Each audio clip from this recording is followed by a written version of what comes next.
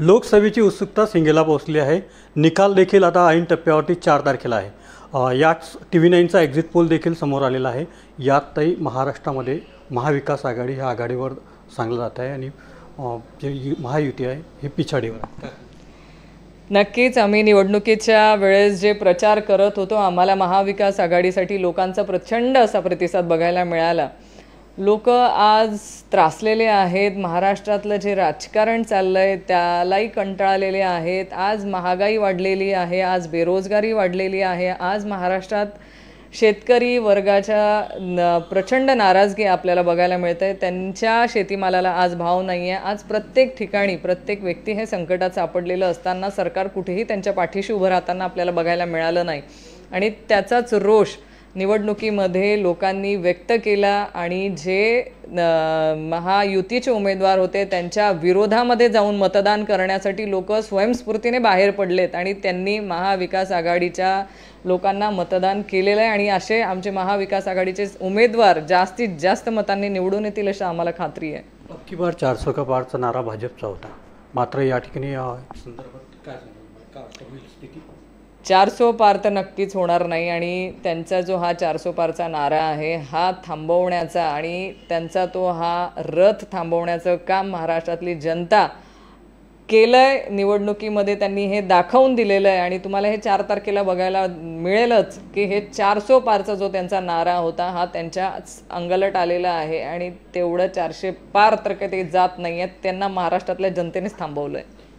बघा, लोकांना हे जे पक्ष फोडून गेलेले लोक आहेत आत्तापर्यंतचा इतिहास जर आपण बघितला असेल तर आदरणीय पवार साहेबांना ज्यांनी सोडून गेलेले ते कधी निवडणुकीत निवडून आलेले नाहीत आणि लोकांचा तो रोष आपल्याला या निवडणुकीत बघायला मिळालाच।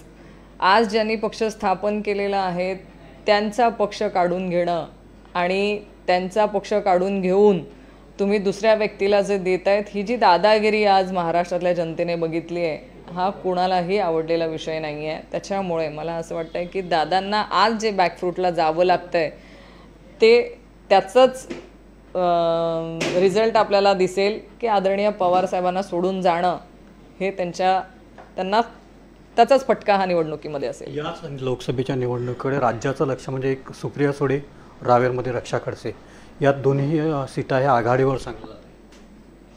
आदरणीय सुप्रियाताई सुळे ह्या प्रचंड मताधिक्याने निवडून येतील हा आम्हाला आधीपासून विश्वास आहे। त्यांनी अनेक वर्ष झाले तिथल्या बारामती लोकसभा क्षेत्रातल्या जनतेचे प्रश्न हे लोकसभेमध्ये ठामपणे मांडलेत आणि त्यांचं मार्गी लावलेले ते प्रश्न आणि त्यांचा दांडगा संपर्क हा तिथल्या लोकसभा क्षेत्रात आहे। आदरणीय पवार साहेबांनी गेल्या अनेक वर्षांपासून त्या मतदारसंघामध्ये लोकांची त्यांची नाळ जुडलेली आहे आणि त्यातनंच लोक ताईंच्या पाठीशी उभे राहतील हा आम्हाला आधीपासून विश्वास आहे आणि नक्कीच ह्या रिझल्टला परवा ताई मोठ्या मताधिक्याने निवडून येतील हा आम्हाला विश्वास आहेच। रावेरमध्ये मात्र रक्षा खडसे आघाडीवर सांगलं जात आहे। एक्झिट पोल रावेर लोकसभेच्या बाबतीमध्ये जे सांगत असतील पण आम्ही जे अनुभवलं इथे आम्हाला इथे महाविकास आघाडीसाठी प्रचंड असा प्रतिसाद मिळालेला आहे आणि आमचे उमेदवार श्रीरामदादा पाटील हे मोठ्या मताधिक्याने निवडून येतील हा आम्हाला विश्वास आहे कारण कमी कालावधीमध्ये त्यांना जो प्रतिसाद लोकांच्या माध्यमातून मिळाला आहे तो खरंच आपल्याला निवडणुकीमध्ये निकालापर्यंत पोचवेल ही आम्हाला प्रत्येकाला विश्वास आहे।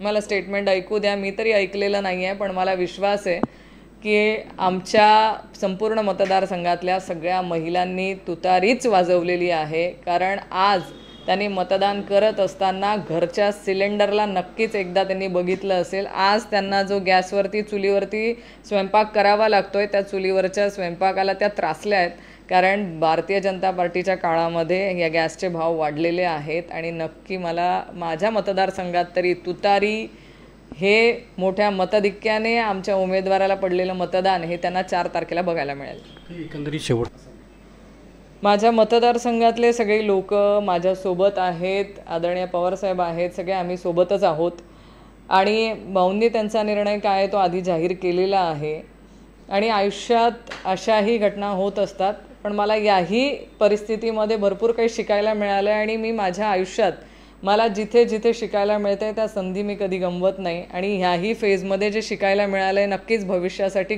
खूप काही शिकवून गेलेली ही वेळ आहे आणि प्रत्येक गोष्टीचा चांगला वाईट परिणाम दोघंही कायम होत असतात, पण मी या सगळ्या घटनांना चांगलंच बघते. रवी गोरे, TV9 मराठी, मुक्ताईनगर, जळगाव.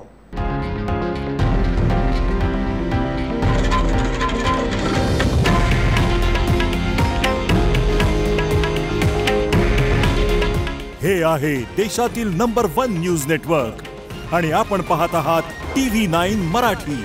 काळजी तुमची, हित महाराष्ट्राचं.